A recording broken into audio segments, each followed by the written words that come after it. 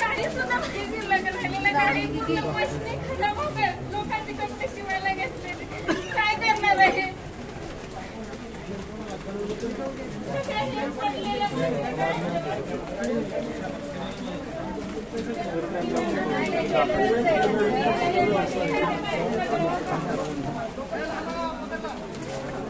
पाणी निघतं सगळ्या ह्याच्यातून, कुठल्याच गोष्टीत काहीच राहिलेलं नाहीये. आणि नाही म्हणलं तरी सरकार येऊन 5,000 रुपये देईल, त्याच्याचं दुकान भरणं जाणार आहे का म्हटलं ती आधी कल्पना द्यायला पाहिजे थोडीफार तरी. आणि त्या व्यक्तीवरती अख्खं घर चालतं म्हणल्यावरती तर काय करायला पाहिजे? आम्ही रात्री 11 वाजता लाईटी सुद्धा नाहीये तिथं खांबांना.